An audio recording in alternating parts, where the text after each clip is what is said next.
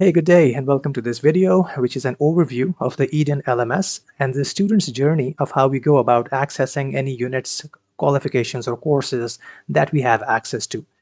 Currently, we are logged in as a test student, and this student has access to one course, which is CPCCDE 3016 that we can see on screen. This user has logged in with the username and password that was supplied to us by Eden. And when we log in, we can see that we are enrolled in one course, and this is the one. And as we can see, the student has been going about with completing their learning activities. 4 out of 14 activities have been completed, and 21% course has been completed. To continue with the learning, student gets to click on the View Course button, and with that, we are taken into the course.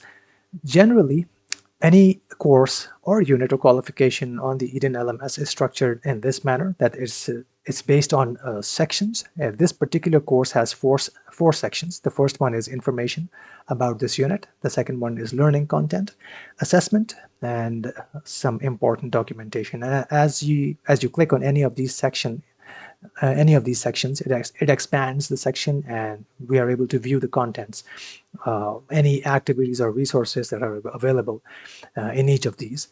Learning content and information is all optional. The idea here, as these would ideally be considered as essential readings prior to attempting any of the assessment activities. And the assessment activities are really the key activities that will drive your course towards its completion.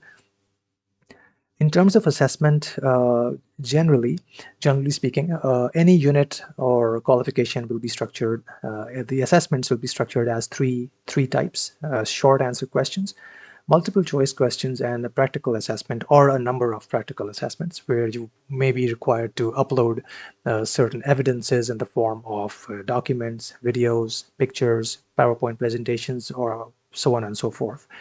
We will have a look at each of these types of assessments and see how to attempt these. Just for the sake of this video, as an example, we will consider three duplicates, copies of the same assessment types, so short answer questions as an example for this video, MCQs as an example for this video, and also an example of practical assessment. As we can see here, this has already been marked as done. So this student has already gone ahead with completing short answer questions type of an assessment. But we can have a look at what this looks like. So we click on this knowledge test itself. Doing this gives you, first of all, what is required. So to complete this particular assessment, we are required to receive a grade, and the grade should be a passing grade. When both of these are green or check, it means this assessment activity is marked as completed, satisfactory. Each assessment activity is going to be forefronted with instructions, the description of the task, the passing criteria, which usually is 100% correct answers, and options to make a resubmission. We have a maximum of 3 reattempts. It is considered good practice to, when you complete a short answer question type of an assessment, it is good practice to wait for a trainer to go ahead and provide a feedback and mark your submission prior to you proceeding with a second attempt. One other thing that is necessary is that we are required to connect a webcam, or if you are on a cell phone, then please allow permissions to your camera on your cell phone, because the assessment will from time to time take snapshots of the user who is attempting the assessment activity itself, just to ensure, in terms of security, that it is the student herself or himself who is attempting the questions.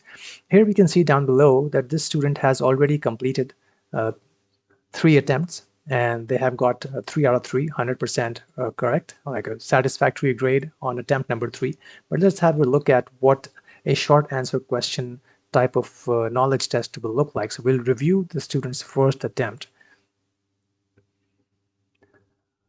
So this particular test comprises of 3 questions, and this is a summary of this user's attempt. And as we scroll down, we can see that here is the question itself in gray, and the white text box is the area where we as a student will provide a response.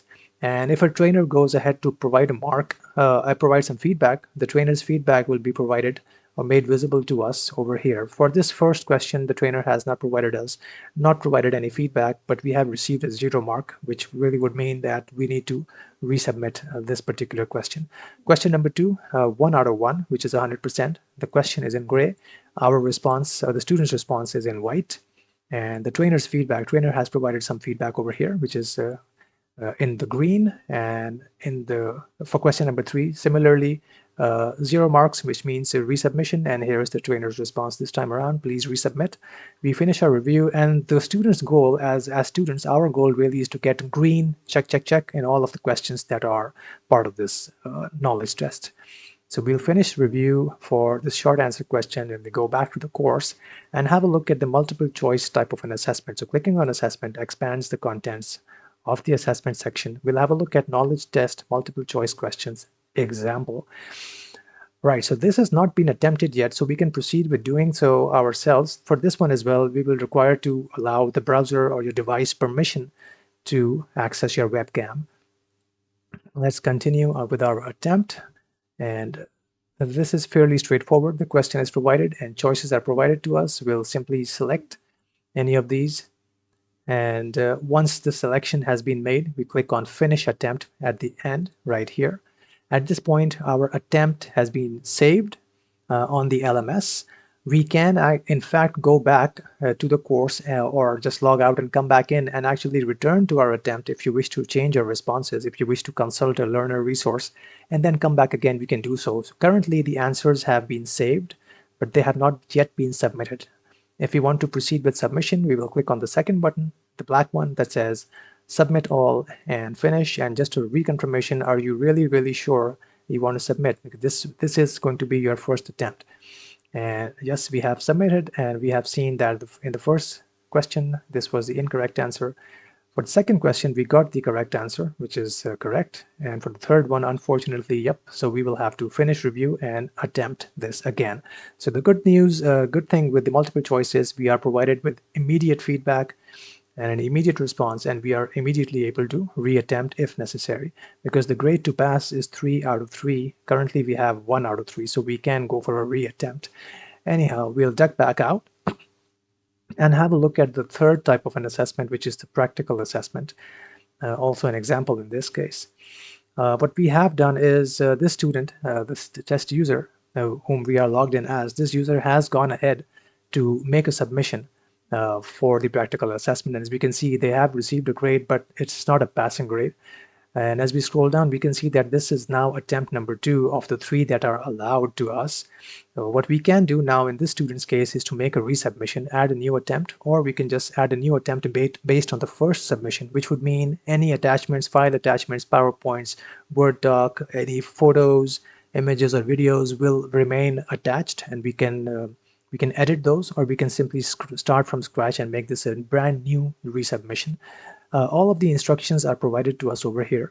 To proceed with by the way, we can also scroll down and see the grading criteria, which is this table over here. All the evidence criteria is provided to us with what will and what will not count towards a satisfactory grade. And as we scroll down, we can see a summary that for the first attempt, the student received 95%, very close, but not really there, with the one file attachment over here, just as an example. And as we scroll down, we can see this is based on the marking rubric, what the student has received, any feedback, any grades, marks from the trainer. And in this case, we can see for the first criteria, excellent work, 1 point has been received. But for the third criteria, 0 points.